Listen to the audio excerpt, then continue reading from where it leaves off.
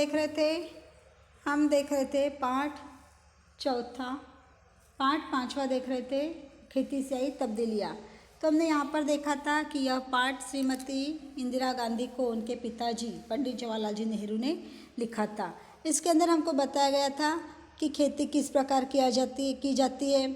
पहले के लोग शिकार करके अपना जीवन चलाते थे, लेकिन शिकार में रोज़ पेट भरना मुश्किल हो गया था। हर रोज़ शिकार भी मिलती नहीं थी और मिलने के बाद में शिकार दूसरे दिन तक काम नहीं आती थी। इस प्रकार उन्होंने शिकार तो छोड़ दी और फिर बाद में उन्होंने वसाहत करना सीखी। जब वसाहत करना सीखी तो वहाँ पर उन्होंने वसाहत के लिए उनको खेती करना सीखना पड़ा और खेती करना सीखे। खेती करते करते उन्होंने उनकी खेती के अंदर जो बीज बनाया, बीज का सुरक्षित रखने के लिए उन्होंने फिर बैंक का बड़े बड़े जैसे धान्य रखने के लिए बड़े बड़े गोडाउन बनाए और उसके बाद में उसको सेव करके रखते गए और जो उनका पैसा आता था वो पैसे से उन्होंने क्या किया, बैंक वगैरह का चालू की। इस प्रकार से उन्होंने ये काम किए। आज हम देखेंगे कि इसके शब्द वाटिका और प्रश्न उत्तर। शब्द वाटिका में पहला शब्द दिया है कस्बा। गांव से बड़ी और शहर से छोटी बस्ती। कस्बा किसे कहते हैं? गांव से बड़ी और शहर से छोटी बस्ती उसे कस्बा कहते हैं। चरागाह, जानवरों के चरने की जगह। चरागाह का मतलब होता है जानवरों के चरने की जगह। उसके बाद में दिया है अपने को मुहावरे। खाली हाथ रहना, पास में कुछ नहीं होना। जब उनके पास में शिकार करते थे, आज की शिकार मिली और दूसरे दिन उनके पास में कुछ भी नहीं रहता था। सिर खपाना, बहुत बुद्धि लगाना। सिर खपाना का मतलब होता है बहुत बुद्धि लगाना। उसके बाद में दिया है पसीना बहाना, कड़ी मेहनत करना। उनको शिकार करने के लिए कड़ी मेहनत करना पड़ता था। उसी प्रकार खेती करने के लिए भी उनको कड़ी में, क्योंकि पता नहीं था किस ढंग से किया जाता है, इसलिए उनको बहुत मेहनत करना पड़ता था। समझ में आए इतने शब्दार्थ।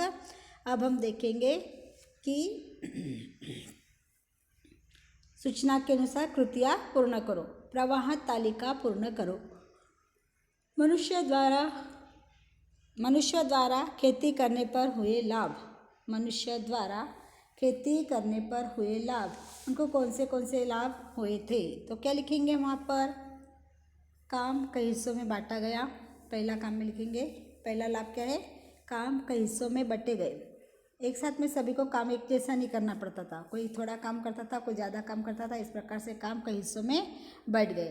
दूसरा लिखेंगे, आदमियों को ने नए नए पेशे सीखे, मतलब नए नए काम सीखे। काम तो बढ़ गया, फिर काम भी सीखना। हर व्यक्ति एक के पास में कुछ हुनर होता है, तो एक व्यक्ति किसके लिए होशियार बनता गया। तो क्या बताएंगे हम? दूसरा, आदमियों ने नए नए पेशे सीखे। तीसरा, कस्बे और गांव बने। क्या लिखेंगे? तीसरा, गांव और कस्बे बन गए। और चौथे इसमें लिखेंगे, लोग गांव और कस्बों में आबाद होने लगे। गांव और कस्बों में आबाद होने लगे, मतलब बढ़ोतरी होते गई लोगों की। गांव और कस्बों के अंदर लोगों की बढ़ोतरी होते गई। फिर इसका क्या बन गया? शहर बन गया। जब लोग ज़्यादा होने लग गए तो शहर बनते चले गए। आया ध्यान में? योग्य आपका पहला प्रश्न। योग्य आपका पहला प्रश्न। अब दूसरा देखेंगे हम, कारण लिखो। कारण में पहला बताया गया आपको, अनाज सुरक्षित रखना प्रारंभ हुआ। अनाज सुरक्षित रखना प्रारंभ हुआ। कहाँ कहाँ पे अनाज रखे उन्होंने और कैसे कैसे रखे, वो आपको लिखना है वहाँ पे। तो क्या लिखेंगे हम? अनाज सुरक्षित रखना प्रारंभ हुआ, उसके लिए कि अनाज को उन्होंने कहाँ रखा था, उसके लिए उन्होंने कि जितना वो अनाज, इसका कारण क्या लिखेंगे कि क्योंकि अनाज खेती में इतना ज़्यादा पैदा होता था जितना वे एकदम खा नहीं सकते थे। इतना अनाज वे एकदम खा नहीं सकते थे, इसलिए अनाज उनको सुरक्षित रखना पड़ा। दूसरा, दुनिया में गरीब आदमी है नहीं, मनुष्य को रोज़ शिकार खेलना पड़ता। मनुष्य को रोज़ शिकार खेलना पड़ता। क्यों? क्योंकि आज का शिकार कल काम नहीं आता था और पेट भरने के लिए उनको रोज़ शिकार करना पड़ता था।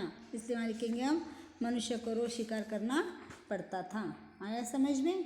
उसके बाद में आपको दिया, दुनिया में गरीब आदमी है। क्या है पूछा आपको? दुनिया में गरीब आदमी है क्योंकि दुनिया में बुरा इंतज़ाम है। दुनिया में बुरा इंतज़ाम है। इसलिए गरीब आदमी, अमीर के पास में पैसा ज़्यादा होता है और लोग उससे कोई पूछते हैं, और जो गरीब होता है वो गरीब ही रहता है, उसको कोई पूछता नहीं है। तो ये बुरा इंतज़ाम होता है। लोग बैंक में रुपए रखते, क्यों रखते थे रुपए बैंक में? क्योंकि उनके पास में पैसे ज़्यादा आ गए थे और उनके पास में अतिरिक्त पैसा आने की वजह से वो कहाँ रखेंगे? तो बैंक में। इसलिए लोग ने क्या किया कि उनके पास में बहुत सा अतिरिक्त पैसा आ गया था, इसलिए उन्होंने बैंक में रखा। आया समझ में? इस प्रकार से चारों प्रश्नों के उत्तर आपको लिखना है। आया क्या समझ में? तीसरा प्रश्न को, उचित जानकारी लिखो। काम का विभाजन इनमें हुआ। किस में हुआ काम का विभाजन? आपको भी पता है, बोलो काय में हुआ था काम का विभाजन? आदमियों का अलग था, औरतों का अलग था, तो मर्द और औरत में विभाजन हो गया उनका। क्या लिखेंगे वहाँ पे? मर्द और औरत, है ना, दो चीज़ों में उनका उनका विभाजन हो चुका था। अब देखो भाषा नहीं, उस जमाने में उसे अमीर कहा जाता था। उस जमाने में उसे अमीर कहा जाता था। किसे कहते थे अमीर? कि जिसके पास में बहुत सारी गाय है, भेड़े है, बकरियां है और अनाज ऊँट है, अनाज है, उनको उस समय पे बहुत अमीर माना जाता था। जिनके पास में बहुत सारी गाय, मालूम है गाय की कीमत कितनी है, इसलिए ऑटोमेटिक अमीर हो गया। बकरों की कीमत, भेड़े की कीमत बहुत ज़्यादा होती है, इसलिए वो अमीर है। ऊँट की कीमत बहुत है, इसलिए वो अमीर है। और अनाज की कीमत तो है ही ऑलरेडी और बहुत सारी, तो वो आदमी अमीर माना जाता था। तो आप क्या लिखोगे वहाँ पे? गाय, भेड़े, ऊँट और अनाज। क्या लिखोगे वहाँ पे? गाय, भेड़े, ऊँट और अनाज जिनके पास में ज़्यादा होता था उनको ही अमीर कहा जाता था। समझ में आया? ये आज का एक लेसन अपना यहाँ तक हो गया। अगले पीरियड में हम भाषा बिंदु और देखेंगे और कंप्लीट करेंगे। ठीक है, ओके।